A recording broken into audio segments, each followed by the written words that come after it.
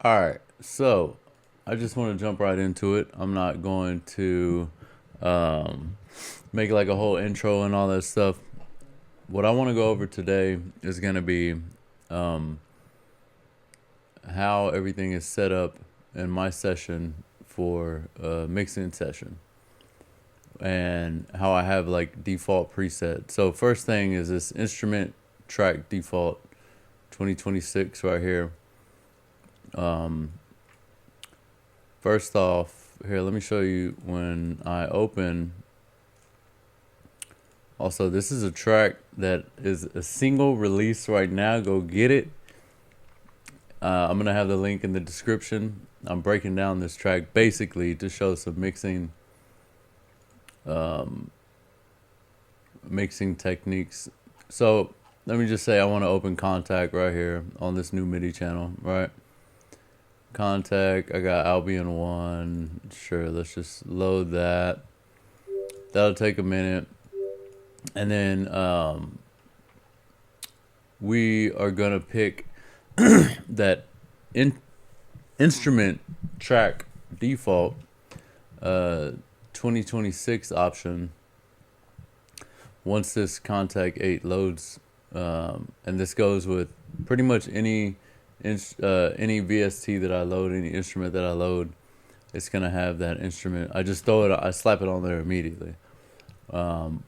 This needs to be, for me, something that I'm gonna add pretty much all these foundational elements onto every track. So right here, this track's loaded. Come to the instrument track default. Also, I have favorites. I recommend doing this. It saves you a lot of time. A lot of people will search through folders and browse and all. I started using the search bar for waves or whatever. But then I was take it to the next level, and it's like, okay, now color code everything into favorites. The reds are my kind of second, the bench players, the second lineup, the B team, and then green is going to be the A team, the first uppers that I pretty much use on every project. And so I know where to find them immediately. I'm not wasting time searching through folders and shit. So instrument track default, added this to this. Let's see what we got. First, we have a U-lean meter, and I'm actually going to show these in real time working with the specific instrument. So on this track, I had the grand piano, and that was the first element that started this whole track. I think I played sustain chords, but I ended up turning into these staccato chords. Right. So first up, we have the U-lean meter. The U-lean meter is showing how much of this output from the Grandeur, the Native Instruments Grandeur piano VST, showing how much output is coming. Right now, it's at -0. So that was the output with the way that I played it, the velocities. Right here you can see these are different velocities, which is what I encourage to make things sound more human and more realistic. You don't want things just to be flat all the way across and it just be one volume the whole time. So let's just stick to the U-lean meter. I'll get back to this in a second. You see that it's coming through at -12. I try to keep things gain stage. This is a new technique that I learned. Gain stage within the -12, -10 dB range.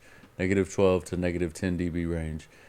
Because you'll see that once you start getting higher, you start getting into the red over here. Right there. Like digital distortion. I don't know, I'm still learning about this shit too, so I meant to do a disclaimer when the video started. I'm not a professional mixer. I just am trying to show some techniques that might be helpful to someone if you like the mix of this track. And so, coming back here, it hit -7. That was in the red right here on the U-lean loudness meter. And And so back down to where the original, where I had the output, which is at 0 dB, it's going to take us back up to this like -12 range, which is fine. That gives me plenty of headroom to work around with.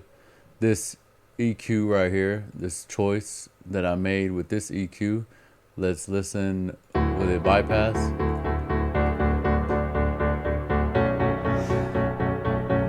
Right, and then let's engage it.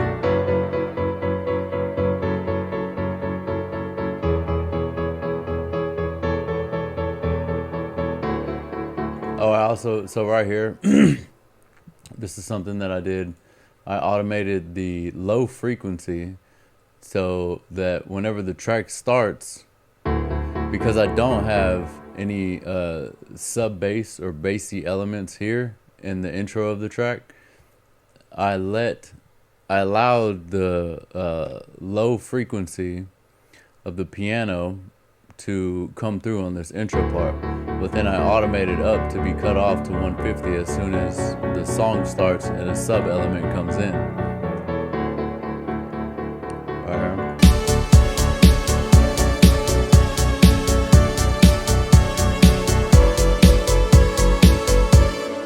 And so the reason I did that is automation, first of all, is how you make a track breathe.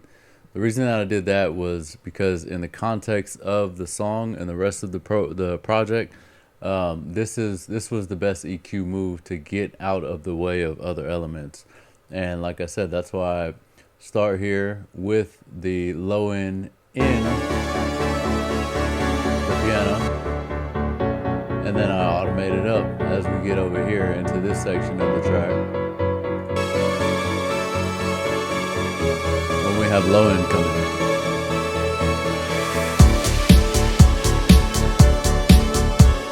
in. So it's pretty cool. It's like I do all these things naturally, but it's kind of funny because these are all the things that I just thought was cool whenever I was younger, and I would look at the mixing boards automating, and you see the levels going up and down and stuff. It's the same thing that's happening here. You can see right here. All right, it's like one of those pianos that plays itself. Anyway, so moving on to the next one, we have dynamic tube. This is basically to mimic tube warmth saturation, whatever you want to call it. This one is like super faint. You won't even be able to hear it. Let's see. Let's do an A/B.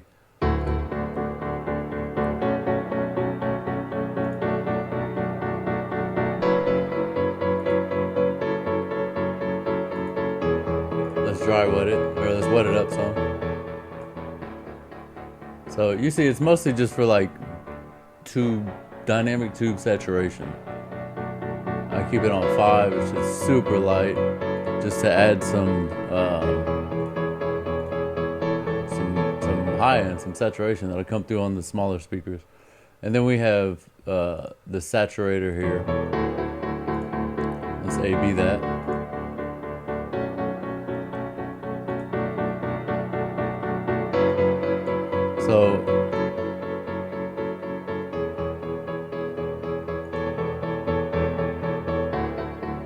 So it definitely adds volume. You can tell right there, because we're driving at 6 dB right here, and the output we're only bringing it down -3. So we could match it with -6, but I like the way that sound.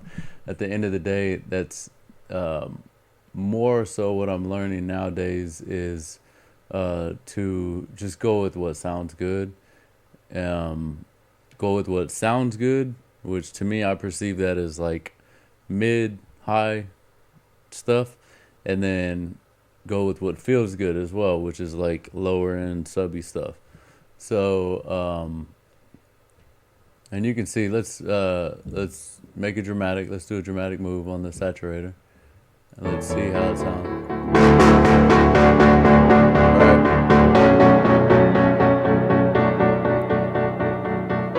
Sorry if I bust your eardrums out.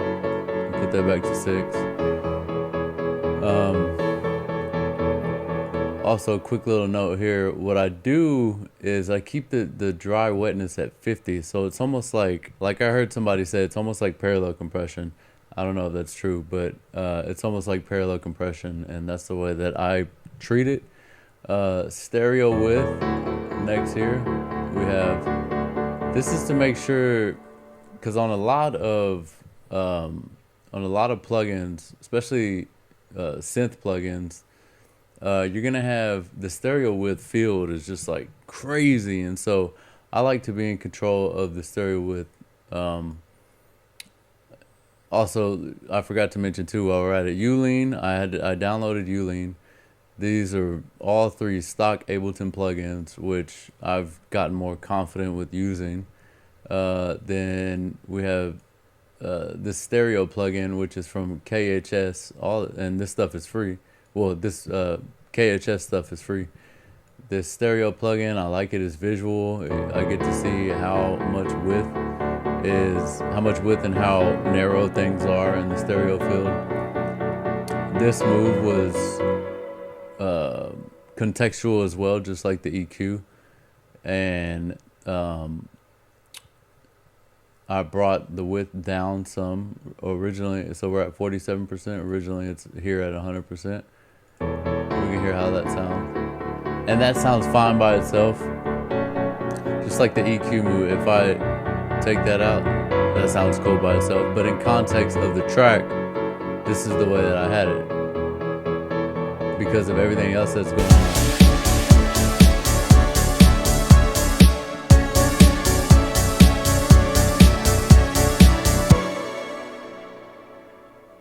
Moving right along, we have next we have the auto filter.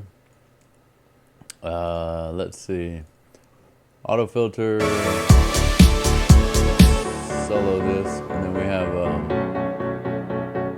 I'm pretty sure this auto filter is automated. Yep, right here in this section.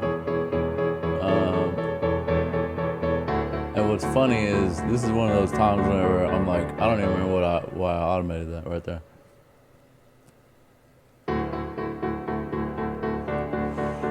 Couldn't tell you. So it's probably unnecessary, but I'm just going to keep it in because this is a track, like I said, that I released, which is in the description below. And supporting independent artists. I'm an independent artist, and I'm trying to stay that way. I'm not trying to work with the labels, and I'm not trying to put this on streaming stuff. Eventually I will, but they pay artists like shit, so I'm trying to independent release it like old days. And all the profit goes to me to reinvest into my business, into my music, and to make better music, and support the independent movement. Anyway, grand piano, auto filter, not much going on there. The chorus here is cool because that's adding, check this out.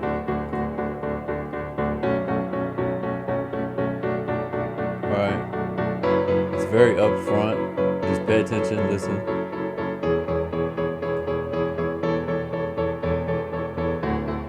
And then obviously chorus spreads. So the stereo width was thin up there in front, and then it spreads out, and it's spreads out into stereo width, and it adds depth. So it kind of spreads and opens up and adds depth, kind of putting it more into the mix. And once again, that is a decision that is made based on the context of the rest of the project and what's going on. Next up, I have a limiter. This limiter is set, the ceiling is set at -10. So anything that peaks over -10 is going to hit that limiter.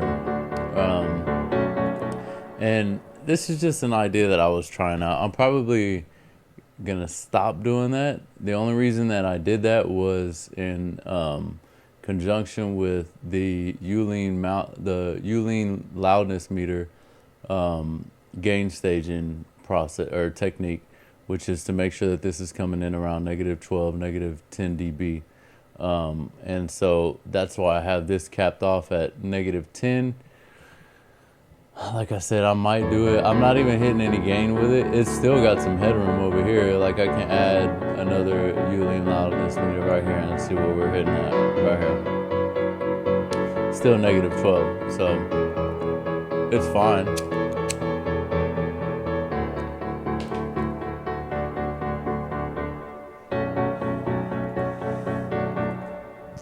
And while we're on that topic, I just want to bring up the point that as I'm adding elements here across the chain, I'm gain staging to make sure that I'm not just sitting here looking for something that makes it louder. I'm looking for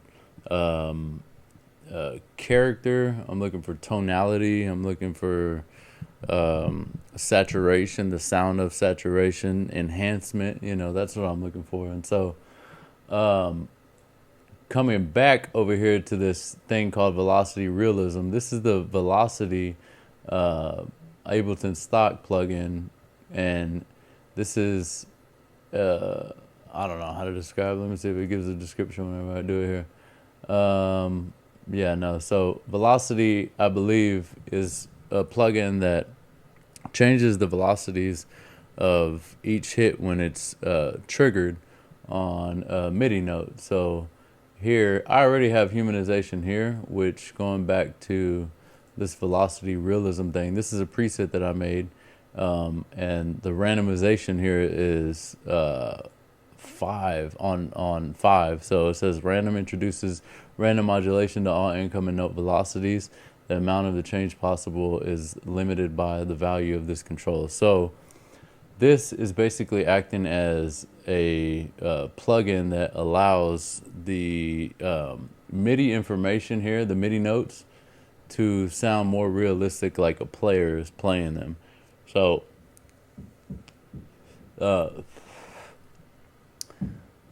I do this because I value the idea of the imperfections of a player when they play. I think that's the beauty of music when it comes down to it. It's like, as a composer or producer, you can produce a track, an idea, and you can bring it to a group of people, and it just comes alive into this whole other idea. So that is the point of this, is to mimic that. And that, there you have it. I mean, that's the chain that I use on everything.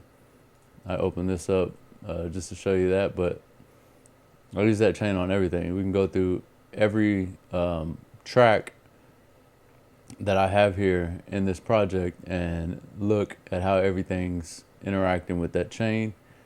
Let's just listen to it. This filter here, I made that EQ move right there. This is Obsession Synapse Audio. Great plugin, great quality. Sounds amazing. Sounds like hardware, in my opinion. The one of the closer things to it. Right here we have this little bell, also Obsession. EQ, saturation. All right, stereo. I spread this out because it was too thin, and I wanted to sit in the mix like that.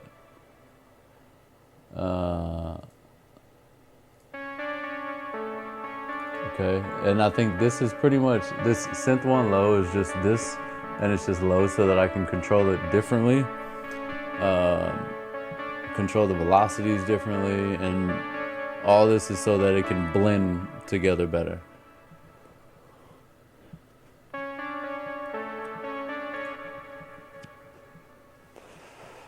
Next up, let's see. This one has,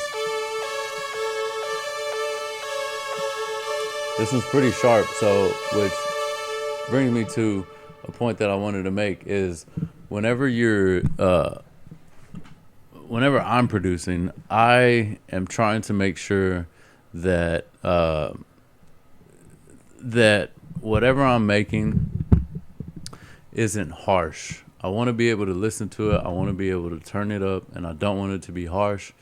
There are a lot of songs that I listen to, and a lot of great songs, and then they have these harsh frequencies that's probably around the 4K area, and it just makes the song hard to listen to. Now that I know what I know, it makes the song hard to listen to. I'm still trying to master this too. It's there's a lot of things that I can learn about it too. But like this, without this EQ, more harshness. I just kind of tame the harshness, take away certain frequencies that, like where is this? 4K right there.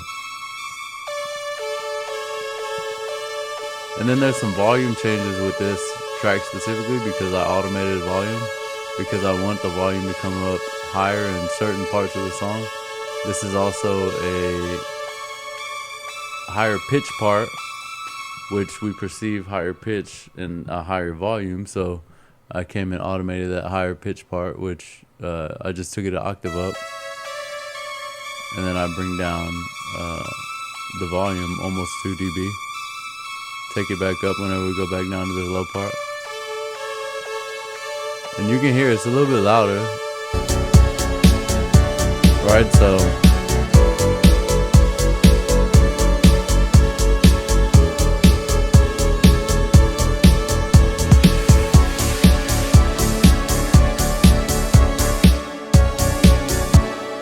right, okay, so then going to this next part, where were we? Right down here. And it's just 4 synths.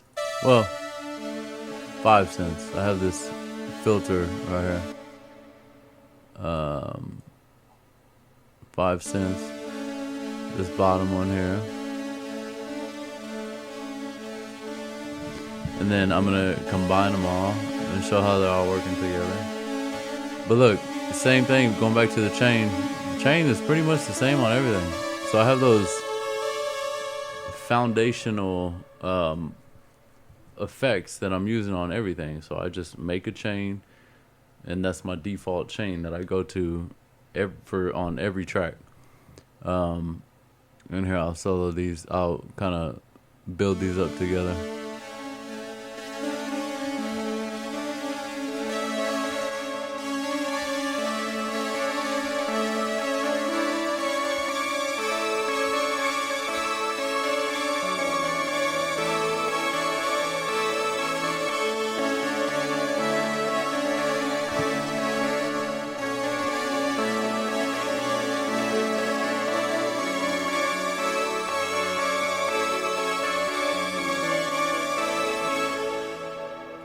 Okay, and so also if you have obsession, if you get obsession,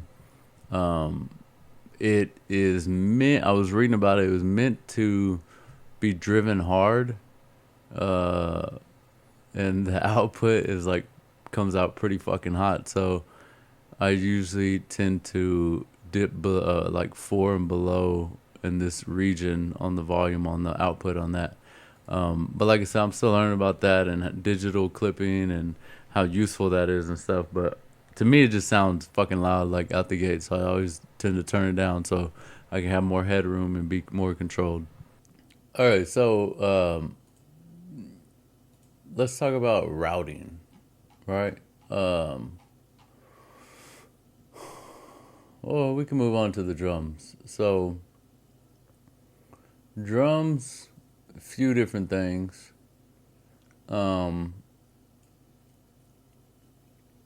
Let's listen to the drums first.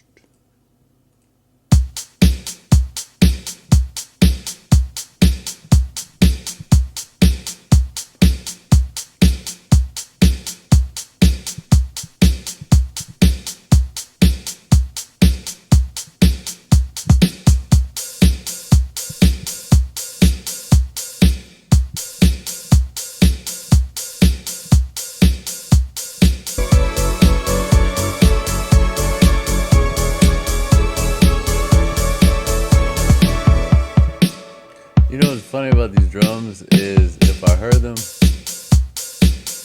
I would think it was just so silly and goofy, and they kind of don't sound realistic, but by themselves. But in context,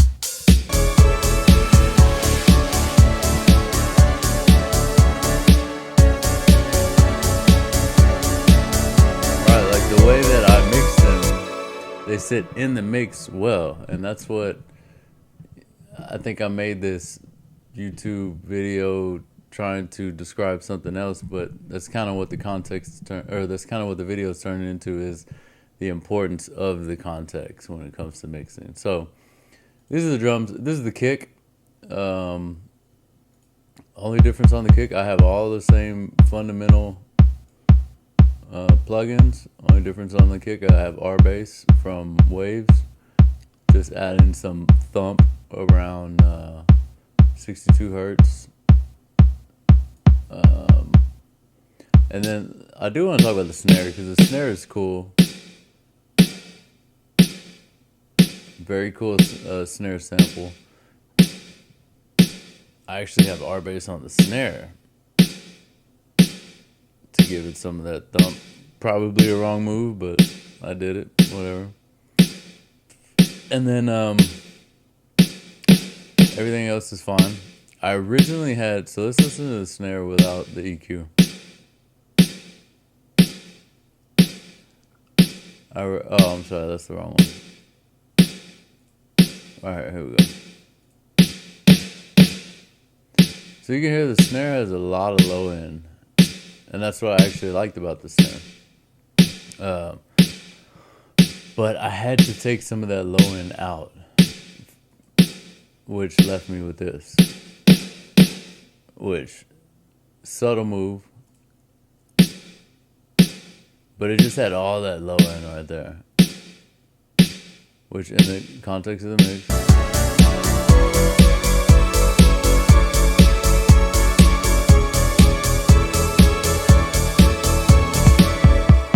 I just make it a little bit more present with this EQ move. It also had some high harshness, and I took that out. That's that dip right there. All this hat work, this is just all different kinds of hats sampled together to kind of give it some forward pushing groove. Right? That's the rhythm.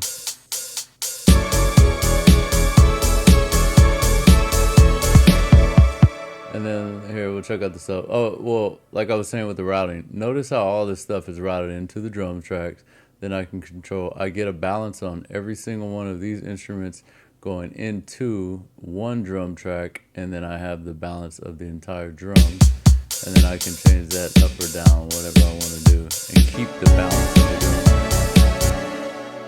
That's how I route that. And then I route the drums into the mix bus. The mix bus is all the way down here. And I don't even have anything on the mix bus. I might be... Only reason I don't have some on the mix bus is because I'm not sending it to a master. So if I was a mixer, this master would be the mix bus technically. But since I'm mastering at the end of this by myself as an independent artist, I'm kind of just using this for the sake of control. That's pretty much what it would be. I can control this entire mix here, not affect the master here. But back to the sub bass, we have Obsession, Synapse Obsession. It's like a low, squarey, because if I unmute this, I'm pretty sure it's got a lot of high, little bit. I took it off in Obsession so I could bring this filter up and it would sound hissy. I have R bass on it down at 47 hertz right here, real sub shit. And I made this EQ move just to tighten it up pretty much. Soft sign here, like if I bypass this, the saturator. So I added a lot of volume on that.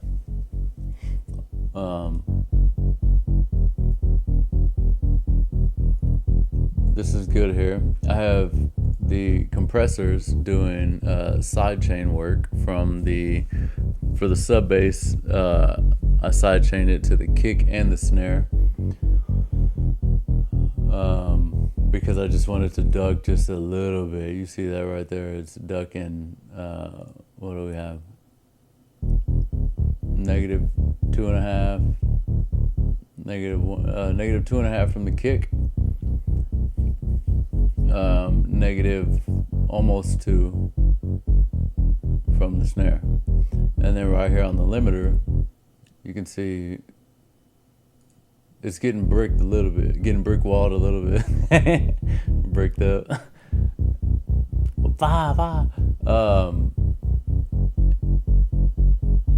But I don't know. I mean, I saw a video of Ahi. Shout out to Ahi YouTube, and he was talking about how Skrillex routes his things. That's where I got this idea. And then the limiter at the end of the chain to make sure that things don't get too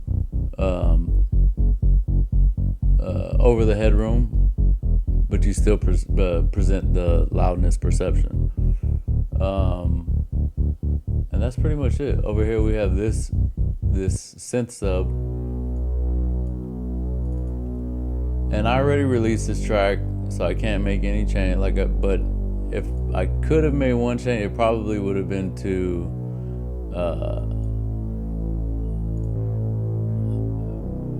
make sure that this pretty much like stayed in stereo, like that. I would have done that. So I kind of messed up, like.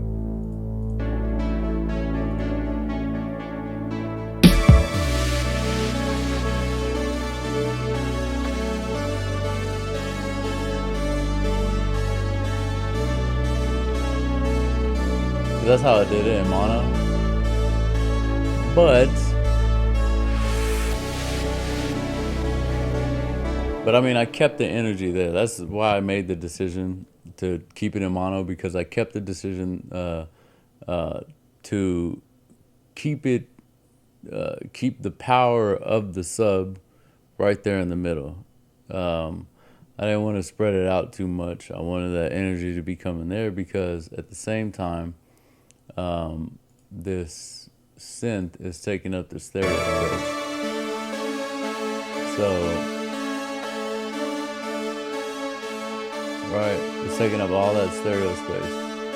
So with this sub, I just kept it mono so that you'd have that contrast, and the sub will be taking up that mono space like it should be. So yeah, that's pretty much it for all of this. And then we can go over the master chain real quick. On the master chain, I have, so like I said, I have drums routed into the mix bus. I have the sub routed into the mix bus. Second sub routed into the mix bus. I could have grouped those together in sub, that's fine, but whatever. Notice I'm keeping the drums and the subs separate because I want to control those things differently. And then I have the sub here routed into the mix bus. Then I have these noise splash and this riser right here, both routed into the mix bus as well. And those are just the...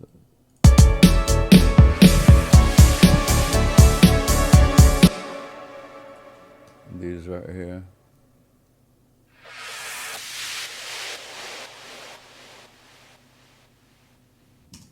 Okay, and then the mix bus is going out to the master. So, and then I added 1 dB on it because at this point I got the UE loudness meter, and we're hitting at -9 dB.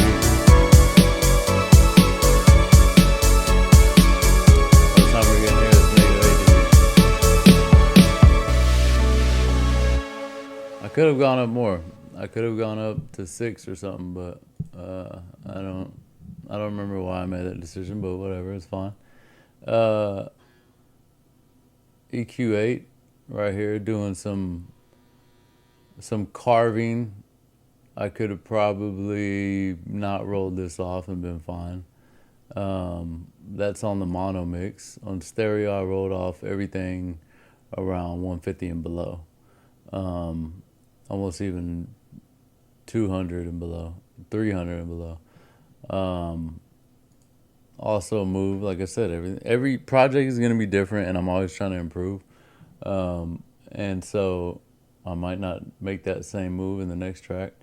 I got the TDR Nova here for dynamic EQ, raising up this 10K section for some shimmer on the top end. I guess I can play it.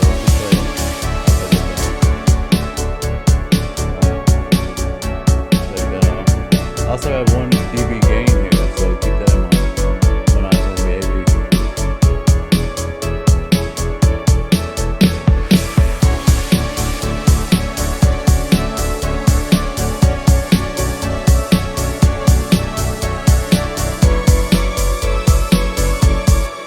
So to me, this move just makes it a little bit more brighter.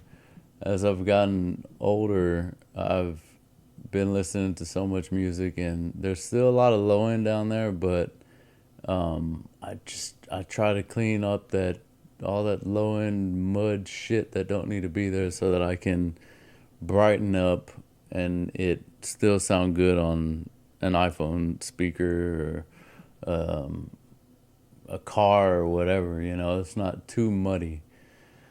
Over here I have the UAD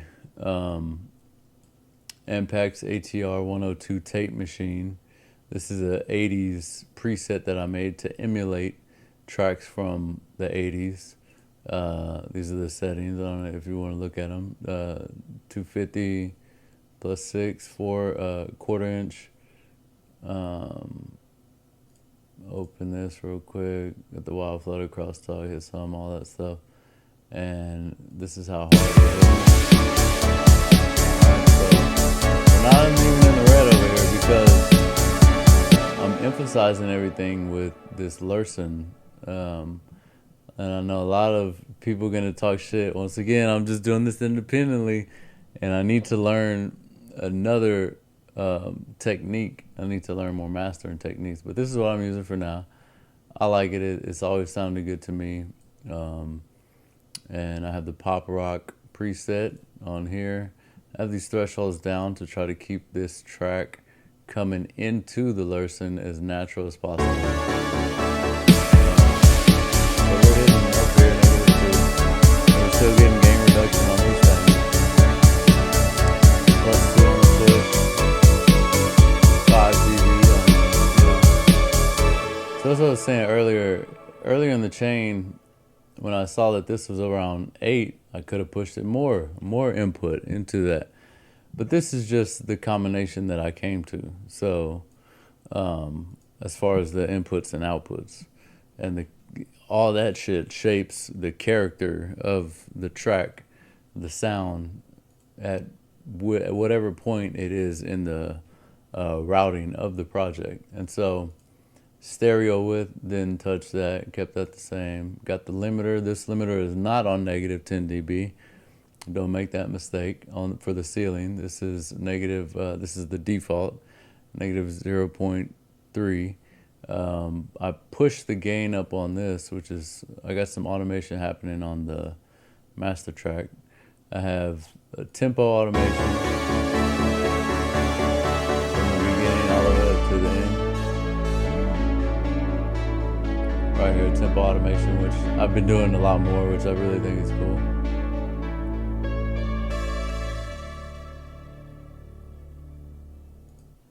Alright, so you're like coming to a halt. And I also have this limiter gain. I don't even know why I have this limiter gain. I'm pretty sure I didn't need that. Maybe this was a little bit louder push, and then I brought it back down here. That's I don't know, something. But anyway, that's pretty much it for the breakdown of this track. If you have any questions regarding mixing or anything, any techniques or feedback you want to drop it in the comments. I'm just wanted to make this video to help anybody who might need some tips on mixing. Like I said, this is my process. This is my track. All, pretty much made from scratch. I don't have any samples in there other than VST patches. But if you like the way that this track sounds, and you can get something from it, then cool. I'm not trying to sit here and be a mixing guru on YouTube. I'm just trying to share my process if it can help somebody, and even open up a discussion for mixing techniques and shit. So that's all I got for today, y'all. Later.